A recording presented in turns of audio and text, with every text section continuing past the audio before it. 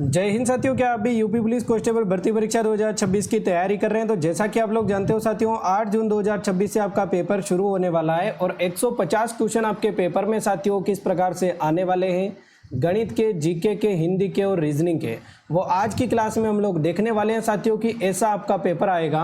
यदि आपको भी साथियों पेपर का लेवल पता नहीं है या फिर किस टाइप के क्वेश्चन साथियों किस टाइप का पेपर आपके सामने आता है वो आपको पता नहीं, तो पूरी की पूरी क्लास साथियों आपको देखनी है। ये जितने भी क्वेश्चन है वो साथियों UP police constable exam oriented बहुत ज़्यादा इंपॉर्टेंट क्वेश्चन है और हमारी क्लासों से साथियों यूपी होमगार्ड में भी 100 में से 70 प्लस क्वेश्चन साथियों एग्जाम में आए थे एज इट इज। तो आपको ध्यान रखना है साथियों कि एक एक क्वेश्चन साथियों हमारा इंपॉर्टेंट होगा। पहला क्वेश्चन दे रखा है, उत्तर प्रदेश में पिंक बूथ की शुरुआत किस अभियान के तहत की गई थी? ऑपरेशन क्लीन के तहत, मिशन शक्ति के तहत, सक्षम अभियान के तहत या फिर नारी शक्ति योजना के तहत? तो एकदम करेक्ट आंसर हो जाएगा साथियों मिशन शक्ति। विकल्प नंबर बी को लॉक करेंगे, बी अपना सही आंसर हो जाएगा। नेक्स्ट क्वेश्चन साथियों, आपके रेलवे पुलिस जो GRP है वो साथियों आपके उत्तर प्रदेश का हेल्पलाइन नंबर क्या है? देखिए बताइए, रेलवे पुलिस को साथियों RPF भी बोलते हैं, रेलवे प्रोटेक्शन फोर्स। देखिए बताएंगे 1512, 1076 या फिर 1090 या फिर साथियों 112। तो 1512 अपना एकदम करेक्ट आंसर हो जाएगा। 112 पुलिस का है, 1090 साथियों आपके हो जाएगा महिला सुरक्षा और 1076 साथियों CM हेल्पलाइन नंबर है। Next question, toll free number जो है स्वच्छ भारत हेल्पलाइन नंबर साथियों कौन सा है? बहुत ज़्यादा इंपॉर्टेंट क्वेश्चन है साथियों। हेल्पलाइन नंबर से यूपी पुलिस कांस्टेबल में 1 से 2 क्वेश्चन आपके एग्जाम में आते हैं और यदि आप अभी तक व्हाट्सएप ग्रुप से ज्वाइन नहीं हो तो इस नंबर पे साथियों व्हाट्सएप पे मैसेज करना, मेरी टेक्निकल टीम आपको व्हाट्सएप ग्रुप में ज्वाइन कर देगी। जो भी यूपी पुलिस कांस्टेबल की लेटेस्ट अपडेट होगी वो व्हाट्सएप ग्रुप के माध्यम से सबसे पहले मेरे साथियों आप तक पहुंचेगी। ओके, आप बोलना कि मैं भी यूपी पुलिस कांस्टेबल में सिलेक्शन लेना चाहता हूं, आपको मेरी टेक्निकल टीम व्हाट्सएप ग्रुप में ज्वाइन कर देगी। ओके, यहाँ पर साथियों अपना करेक्ट आंसर क्या हो जाएगा? 1976 आपके स्वच्छ भारत अभियान का टोल फ्री नंबर हो जाएगा, हेल्पलाइन नंबर। देखिए बताएंगे साथियों, घरेलू हिंसा से पीड़ित महिलाओं के लिए आशा ज्योति केंद्र हेल्पलाइन नंबर कौन सा है? घरेलू साथियों जो महिलाएं होती हैं उनकी हिंसा से पीड़ित जो होती है उनके लिए आशा ज्योति हेल्पलाइन नंबर कौन सा हो जाएगा मेरे साथियों? 181। विकल्प नंबर यहाँ पर ए को लॉक करेंगे। और बाकी साथियों महिला सुरक्षा के लिए आपके हेल्पलाइन नंबर हो जाएगा 1090। देखिए बताएंगे उत्तर प्रदेश में किसान हेल्पलाइन नंबर कौन सा है? उत्तर प्रदेश में किसान हेल्पलाइन नंबर मेरे साथियों कौन सा हो जाएगा? 1551, 1076, 1078, 1081। 1551 एकदम करेक्ट आंसर हो जाएगा किसान helpline number. Next question, cyber crime का हेल्पलाइन नंबर क्या है मेरे साथियों शिकायत दर्ज करने के लिए? 1930, 1090, 1076, 1012। ये बहुत ज़्यादा इंपॉर्टेंट है साइबर क्राइम का साथियों हेल्पलाइन नंबर। तुरंत ऑन द स्पॉट आपका साथियों यानी कि इलाज किया जाता है। जहां पर भी यदि आपको प्रॉब्लम हो रही है, ऑनलाइन आपके ऊपर कुछ भी धांधली हो गई आपके साथ में, डायरेक्ट साथियों आपके लिए केस बनाया जाता है। ठीक है, तो एकदम करेक्ट आंसर हो जाएगा 1930, एकदम करेक्ट आंसर है। 1930 हेल्पलाइन नंबर है।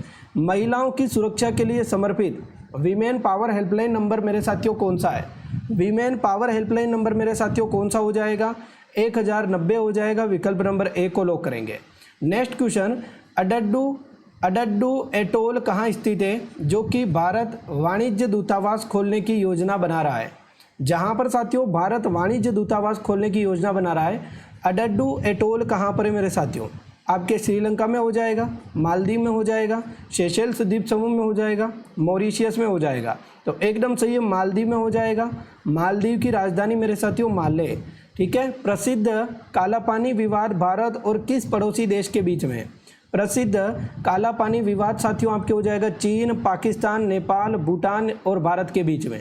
तो एकदम करेक्ट आंसर हो जाएगा काला पानी विवाद मेरे साथियों चीन और भारत के बीच में पूछा जाता है। भारत और अफगानिस्तान के बीच में अंतर्राष्ट्रीय साथियों सीमा रेखा को क्या कहा जाता है?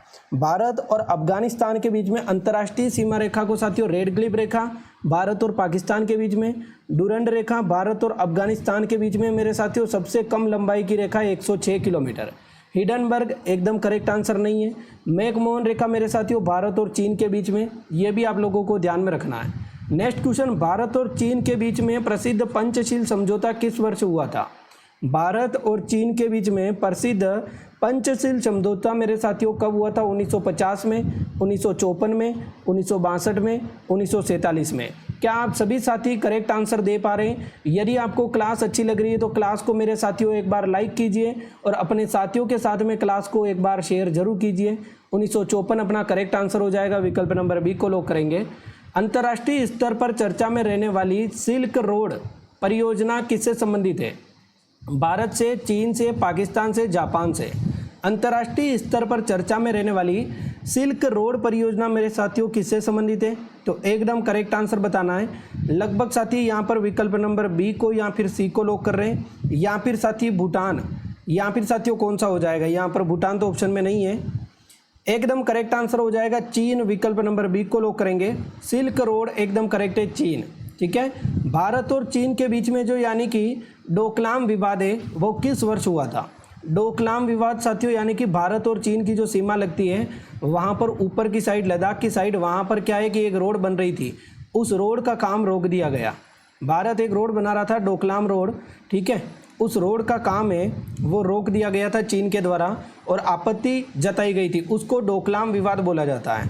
तो ये साथियों आपके 2015 में हुआ था, 2017 में, 2020 में या फिर 2012 में? तो 2017 में हुआ था, विकल्प नंबर बी को लॉक करेंगे, एकदम सही आंसर हो जाएगा। परमाणु आतंकवाद के संदर्भ में डर्टी बम का मुख्य घटक क्या है? बहुत ज़्यादा इंपॉर्टेंट क्वेश्चन है मेरे साथियों। डर्टी बम का मुख्य घटक मेरे साथियों क्या हो जाएगा?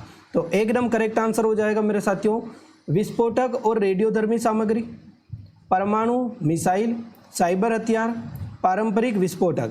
तो एकदम करेक्ट आंसर मेरे साथियों यहाँ पर हो जाएगा विस्फोटक और रेडियोधर्मी सामग्री युक्त जो चीज़ें होती है उनको डर्टी बम बोला जाता है, विकल्प नंबर ए को लॉक करेंगे। नेक्स्ट क्वेश्चन मेरे साथियों, मनी लॉन्ड्रिंग धन शोधन को रोकने के लिए कौन सा मुख्य कानून है? देखिए बताइए, भारत में मनी लॉन्ड्रिंग को रोकने के लिए, धन शोधन को रोकने के लिए मुख्य कानून क्या है? देखिए बताइए, PMLA, FEMA, TADA या फिर POTA। तो एकदम सही आंसर हो जाएगा विकल्प नंबर ए, PMLA, प्रिवेंशन, ठीक है, मनी लॉन्ड्रिंग एक्ट 2002। ध्यान में रखना है, इंपॉर्टेंट है, विकल्प नंबर ए को लॉक करेंगे। भारत के वर्तमान राष्ट्रीय सुरक्षा सलाहकार निम्नलिखित में से कौन है? बहुत ज़्यादा इंपॉर्टेंट क्वेश्चन है साथियों यूपी पुलिस कांस्टेबल के लिए। राष्ट्रीय सुरक्षा सलाहकार मेरे साथियों हो जाएंगे अजीत डोभाल, विकल्प नंबर ए को लॉक करेंगे, ए हो जाएगा। आतंकी वित्त पोषण और मनी लॉन्ड्रिंग पर नज़र रखने वाली संस्था FATF है। ये ध्यान में रखना है कि आतंकी वित्त पोषण और मनी लॉन्ड्रिंग पर नज़र रखने वाली संस्थान FATA का मुख्यालय कहाँ स्थित है? न्यूयॉर्क में हो जाएगा, पेरिस में हो जाएगा, जिनेवा स्विट्जरलैंड या फिर साथियों लंदन आपके UK में। तो एकदम करेक्ट आंसर हो जाएगा पेरिस, फ्रांस की राजधानी पेरिस में हो जाएगा, विकल्प नंबर बी को लॉक कर देंगे। भारत में नक्सलवाद की शुरुआत 1967 में किस राज्य के नक्सलवाड़ी से हुई थी? देखिए बताइए, भारत में नक्सलवाद की जो शुरुआत है 1967 में हुई थी, ध्यान में रखना है। और ये साथियों मार्क्सवाद बोलते हैं इसको, मार्क्सवाद, ठीक है। तो एग्जाम में मार्क्सवाद आए या फिर साथियों आपके नक्सलवाद आए, दोनों चीज़ें एक ही होती है। यहाँ पर अपना करेक्ट आंसर क्या हो जाएगा? पश्चिम बंगाल, विकल्प नंबर सी को लॉक करेंगे, एकदम करेक्ट आंसर है। आतंकवाद विरोधी गतिविधियों के युक्त होने वाली साथियों UAPA का पूर्ण रूप क्या है? UAPA, union anti protection act, unlawful activities prevention act, united against prohibition act, universal anti propaganda act. तो एकदम सही आंसर हो जाएगा साथियों विकल्प नंबर B, unlawful activities prevention act, विकल्प नंबर बी को लॉक करेंगे। UAPA की फुल फॉर्म है। भारत की आंतरिक सुरक्षा को बनाए रखने के लिए मुख्य जिम्मेदार किस मंत्रालय की है? देखिए बताइए, मुख्य जिम्मेदारी भारत की आंतरिक सुरक्षा को बनाए रखने के लिए मुख्य जिम्मेदारी रक्षा मंत्रालय की है, गृह मंत्रालय की है, विदेश मंत्रालय की है या फिर वित्त मंत्रालय की। तो यहाँ पर साथी रक्षा मंत्रालय गलत हो जाएगा, विकल्प नंबर बी को लॉक करेंगे। आंतरिक सुरक्षा बनाए रखने के लिए गृह मंत्रालय जिम्मेदार है, विकल्प नंबर बी को लॉक करेंगे। गृह मंत्री हाल ही में साथियों अपने काकाजी हो जाएंगे अमित शाह जी, ठीक है। पृथ्वी की भूपर्पटी में सर्वाधिक मात्रा में पाया जाने वाला धातु कौन सा है?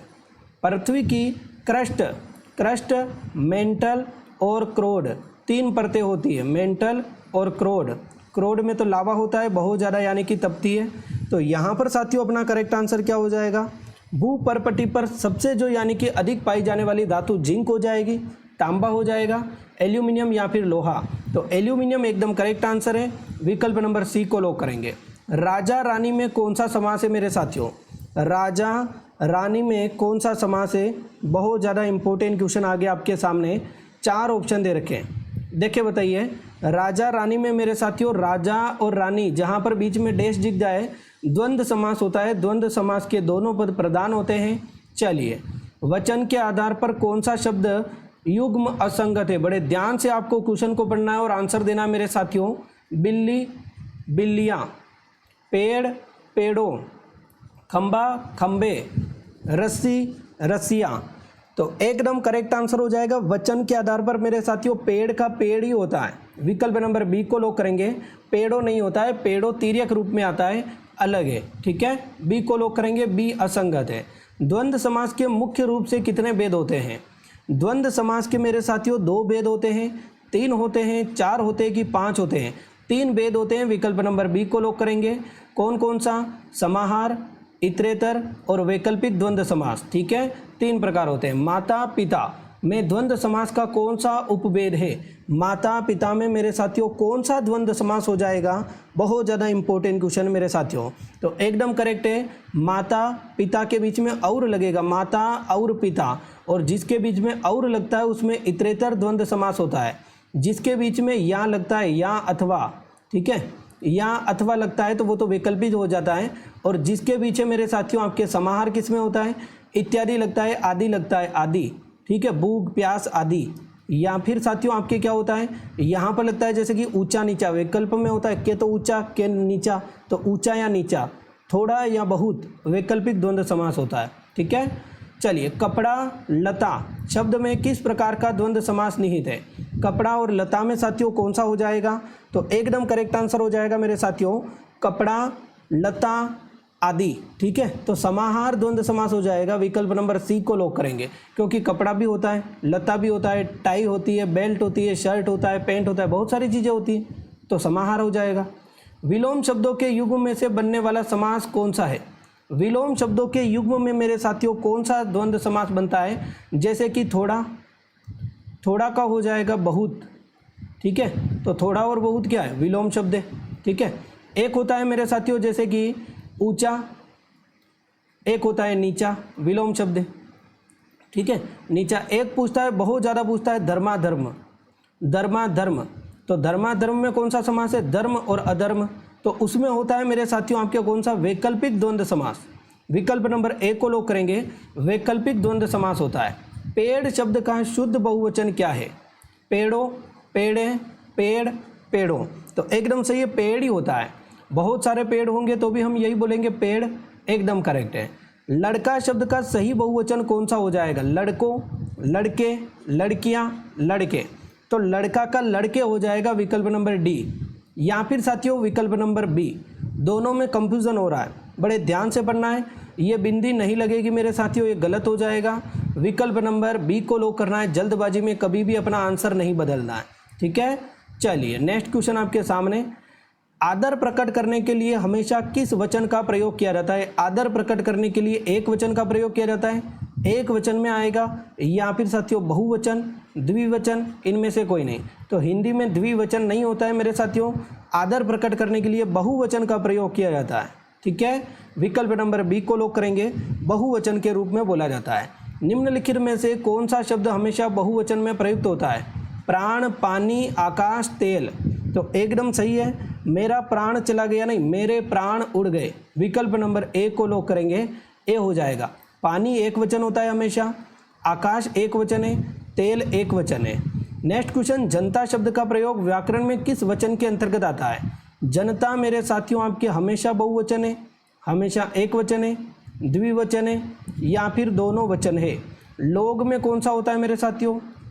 लोग में हमेशा बहुवचन होता है, जनता में हमेशा एक वचन होता है, विकल्प नंबर बी को लॉक करेंगे, बी अपना आंसर हो जाएगा, ठीक है। वर्षा शब्द में वचन को साथियों प्रभावित करता है, देखिए बताइए, वर्षा शब्द में कौन सा वचन है निर्धारित करता है? एक वचन है, बहुवचन है, वर्षाएं, या फिर वर्षों, तो एकदम करेक्ट आंसर हो जाएगा मेरे साथियों, वर्षा शब्द में आपका वचन हो जाएगा कौन सा? एक वचन, विकल्प नंबर ए को लोग करेंगे, ए अपना आंसर हो जाएगा। एक वचन है वर्षा में, वर्षा आई, वर्षा आए नहीं होता है। निम्नलिखित में से भाववाचक संज्ञा का सही उदाहरण कौन सा है? बुढ़ापा, लड़का, गंगा, भारत। भाववाचक संज्ञा मेरे साथियों, लड़का में जातिवाचक संज्ञा है, भारत और गंगा में व्यक्तिवाचक संज्ञा है, बुढ़ापा, बचपन, ठीक है, एकदम करेक्ट आंसर है साथियों आपके भाववाचक संज्ञा है। सुंदर विशेषण से बनने वाली शुद्ध भाववाचक संज्ञा कौन सी है? सुंदर विशेषण से बनने वाली भाववाचक संज्ञा सुंदरता, सौंदर्य, सुंदरी। सुंदरी तो विशेषण ही है, यह गलत हो जाएगा। सुंदरता और सौंदर्य।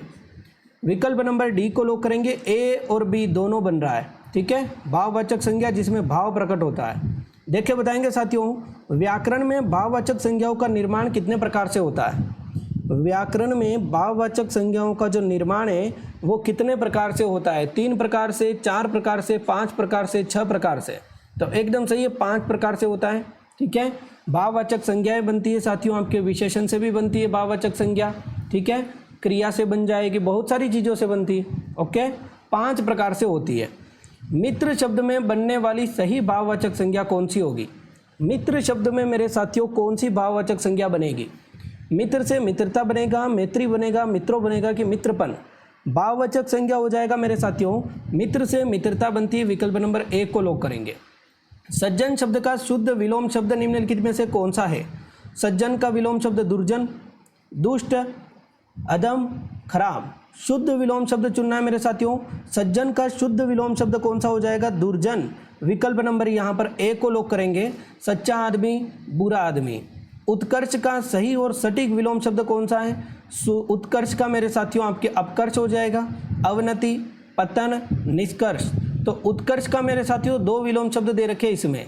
अपकर्ष एकदम करेक्ट है, यदि अपकर्ष ऑप्शन में ना हो तो पतन भी लोग कर सकते हैं, ठीक है। उन्नति का भी पतन होता है, उन्नति का अवनति भी होता है, ठीक है, ध्यान में रखना है। नेक्स्ट क्वेश्चन, अनुराग का व्याकरणिक विलोम शब्द क्या होगा? अनुराग का व्याकरणिक विलोम शब्द मेरे साथियों क्या हो जाएगा? अनुराग का वैराग्य होता है, विराग होता है, नफरत होता है, प्रेम होता है, ये दोनों विलोम शब्द है, विराग हो जाएगा। विकल्प नंबर बी को लोग करेंगे। आलोक का विलोम शब्द क्या हो जाएगा? आलोक मतलब प्रकाश, तो अंधकार, प्रकाश तो साथियों पर्यायवाची हो जाएगा।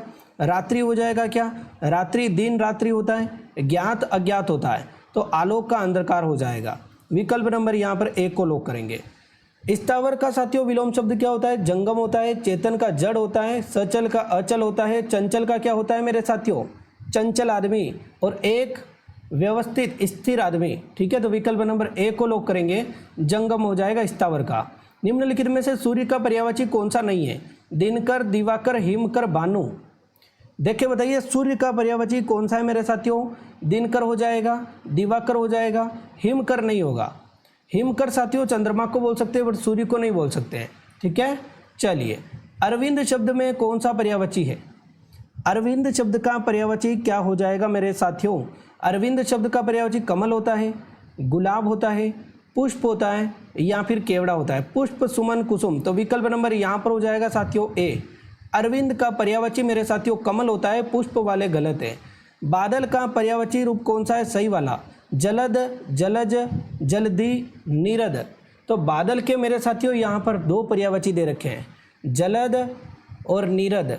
ये जलद साथियों कमल का पर्यायवाची, जल के पीछे ज लग गया, ठीक है, तो कमल का हो गया। और जल्दी मेरे साथियों दी लग गया, तो यह हो गया समुद्र का, यह समुद्र का पर्यायवाची है। अमृत का पर्यायवाची शब्द पीयूष हो जाएगा, वसन हो जाएगा, पावक हो जाएगा, या फिर साथियों आपके गगन हो जाएगा। तो एकदम करेक्ट है मेरे साथियों, पीयूष, अमृत, सोम। तो विकल्प नंबर ए। देखिए बताइए, अमी भी होता है, जो सब कुछ जानता है, वाक्यांश के लिए सही शब्द कौन सा हो जाएगा?